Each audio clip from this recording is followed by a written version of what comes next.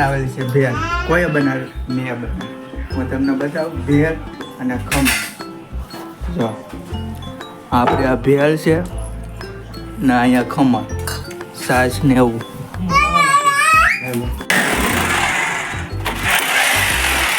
તો finally guys આપણે આવી ગયા છે હેર કટિંગ કરાવવાની. જોઈ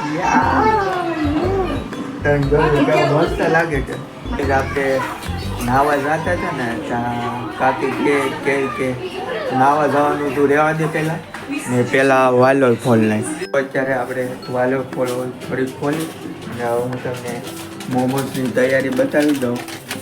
જો આપણે આમાં કોબી અને ગાજ શું કામ કરતા હતા, મસ્ત વાલોર ફોલતા હતા. આ છે આપણે ઘરે બનાવેલા મોમોઝ. હું તમને એક મોમોઝ ટ્રાય કરીને બતાવું. આવી રીતના આમાં ડીપ કરીને ચટણીમાં આ ડીપ કરીને પછી આ આખો મોમોઝ ખાઈ જવાનું. અડધો આખો થોડીક વાર હું ટેસ્ટ કરી દઉં. બને તો મસ્ત લારી જેવો જ ટેસ્ટ આવે.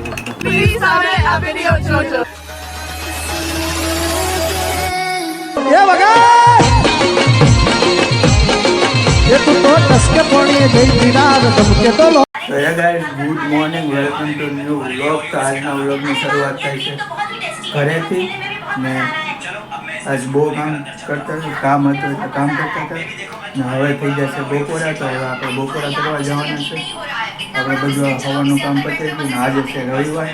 તો આજે રવિવાર છે એટલે બપોરે શાક રોટલો ને એવું નહીં બનાવવાનું, મતલબ ન બનાવવાનું. આજે આપણે બનાવેલી છે ભેળ. કોઈએ બનાવી? મેં બનાવી. હું તમને બતાવું ભેળ અને ખમણ. જો આપણે આ ભેળ છે ને અહીંયા ખમણ, છાશ ને એવું.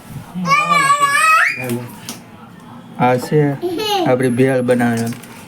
જોઈ લેજો મસ્ત ગ્રીન. ઓલા પણ નાયલોન ખમણ. તો આવી જાઓ બધા બપોરા કરવા માટે. શાક રોટલો મસ્ત. જો આ આખું તપેલું ભરીને ભેળ બનાવી અને આ નાયલોન ખમણ. જો આ નાયલોન ખમણ મસ્ત ને આ ભેળ જે લારી ઉપર મળે ને એ ભેળ મસ્ત બનાવે. ના ખમણ ના ભેળ ના છાશ. આવી જાઓ બધા બપોરા કરવા માટે. આજ કાંઈ શાક રોટલો ખાવાની કાંઈ ઈચ્છા હતી ને એટલે ભેળ અને ખમણ ને એવું બનાવી નાખો. હવે કંઈક સાંજે કંઈક બનાવશું. જે આ કેવું વિશાળ તો મોમોસ બનાવવાના છે પણ બનાવી તો ઠીક છે ને કંઈક દાળ ભાત એવું હશે. હજુ ઉપર કામ છે એ હું તમને બતાવું પછી ખાઈને બપોરા કરી હું કામ કરતા હતા એ બપોર પહેલાં. ચાલો બધા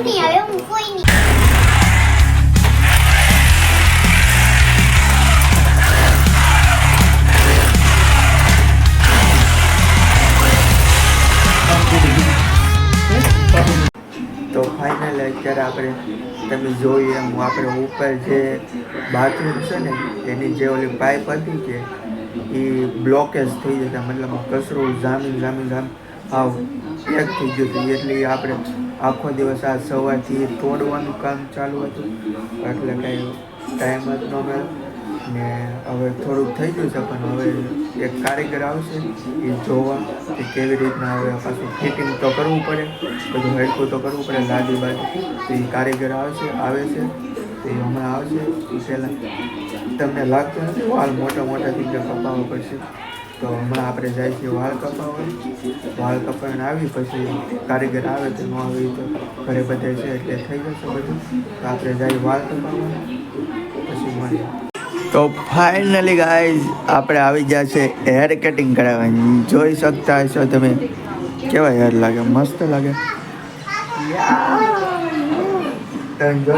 મસ્ત લાગે કે કેવા લાગે કમેન્ટ કરી નાખજો. એકદમ મસ્ત ચકાસ. આનો ભાવ પૂછીને તો ભાવ નથી કેવો, નકર તમે કહેશો એટલા મોંઘા વાળ કોઈ કપાવતું હશે. ભાવ નથી કેવો. જોઈ લો પેલા મસ્ત લાગે છે.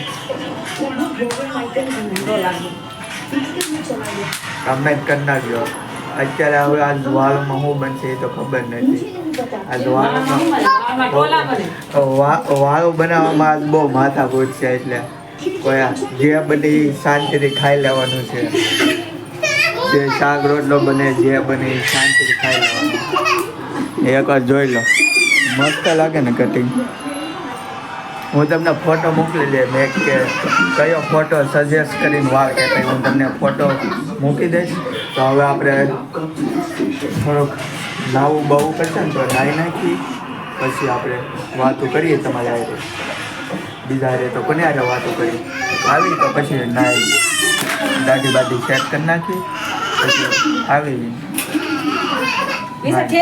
આપણે નાહવા જતા હતા ને ત્યાં કાકી કે નાહવા જવાનું તું રહેવા દે પહેલાં વાલો ફોન લઈ તારે સવારમાં ટિફિન લઈ જવાનું હોય તો આપણે નાહવાનું ને એ બધું કેન્સલ રાખ્યું ને હવે આપણે આ વાલોળ ફોલી નાખી નકર સવારમાં પાછું ટિફિન નહીં બને એટલા માટે આપણે આ વાલોળ તો ફોલવું પડે. મસ્ત વાલોળ છે, નાની નાની પાપડી ને એવું છે.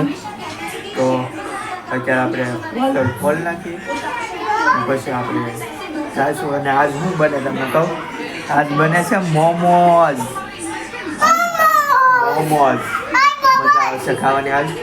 તો કેવી રીતના બને એ હું તમને બતાવું. પણ આ વાલો ખોલવાની છે તો હું તમને થોડુંક બતાવીશ. પહેલાં આપણે વાલો ખોલીએ પછી હું તમને મોમોઝ બતાવવા લઈ જાઉં.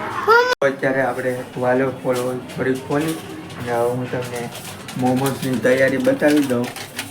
જો આપણે આમાં કોબી અને ગાજર નાખ્યું છે અને આ છે સૂપનું ઓલું તો એ લોટ નાખી દીધો એમાં, મતલબમાં જે એની પેસ્ટ હોય એ.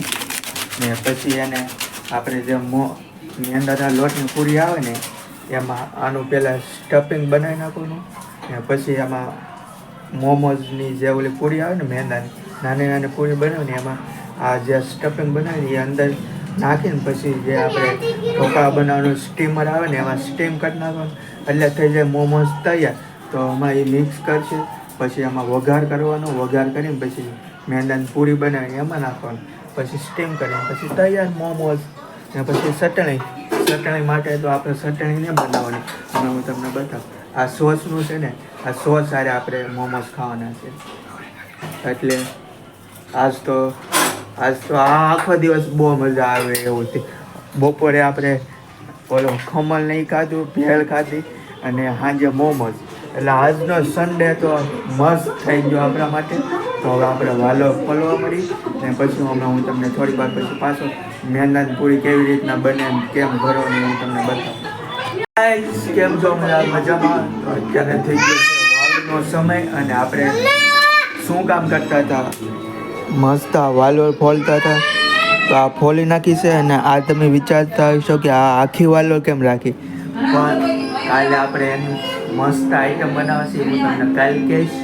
એટલા માટે એને આખી વાલો રાખી છે આ સવારમાં બનાવવા માટે અને આ થોડીક બાકી છે પણ એ આપણે થોડુંક વાળું કરી લઈએ પછી આપણે ખાશું. અને ટીવીમાં મસ્ત જોવો જેઠાલાલ ચાલુ છે. અહીંયા ભગવાનને દીવાબત્તી કરી નાખે, તમે દીવાબત્તીના દર્શન કરી લો માતાજીના. ને જેઠાલાલ ખાવાનું હોય એટલે તો જેઠાલાલ ચાલુ તો હોય. તો ચાલો ને આજે શું બનાવ્યું તો તમને બધાને ખબર છે, મોમોઝ તો તમે ખાતા જ હોય પણ લારીના આજે આપણે ઘરે બનાવ્યા છે. જો આ છે આપણે ઘરે બનાવેલા મોમોઝ, બટાટાનું શાક છે, રોટલા અને આ આપણા ગામડેલી જે કેળા આવ્યા હતા એને વેફર બનાવી થોડીક ને આ છે મોમોઝ ને આમાં વેફર છે થોડીક ખાઈ ગયા આપણે એટલે ઓછી વેફર છે. આ મોમોઝ ને આ દૂધ, પણ દૂધ તો હું ખાતો નથી અહીંયા ને હું તમને મોમોઝની ચટણી બતાવું હમણાં. બીજું તો બટાટાનું શાક છે, આ મોમોઝની ચટણી જે મોમોઝ આરે ખાવાની આવે ને હું તમને એક મોમોઝ ટ્રાય કરીને બતાવું. આ મોમોઝ છે કે આ એની ચટણી છે. આ ચટણી આપણે અહીંયા નાખી બાજુમાં ચટણી નાખી પછી આવી રીતના આમાં ડીપ કરીને ચટણીમાં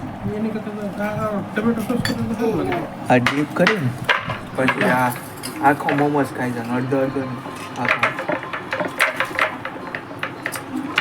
થોડીક વાર હું ટેસ્ટ કરી લઉં. બને તો મસ્ત છે, લારી જેવો જ ટેસ્ટ આવે એકદમ. તો હાલો બધા મોમોસ ખાવા, મસ્ત મસ્ત મોમોસ ખાવા. આ બટાટાનું શાક છે, તો આવી જાવ બધા વાળો કરવા, વાળો કરી લઈશ. આવા બધા મોમોસ. હવે થઈ ગયો છે આપણો વિડીયો એડિટ કરવાનો. તો આજનો વિડીયો આપણે અહીંયા જ રાખશું. જો વિડીયો તમને ગમ્યો હોય તો એક લાઈક કરજો, શેર કરજો અને કમેન્ટ કરવાનું ભૂલતા નહીં. મળીએ કાલે સવારે. તો ત્યાં સુધી બધાને બાય બાય. ખુશ રહેજો, બાય. ને હા, સબસ્ક્રાઈબ કરતા રહેજો. હા, સબસ્ક્રાઈબ કરીને કમેન્ટ કરવાનું ભૂલતા નહીં. તો મળીએ કાલે, બાય.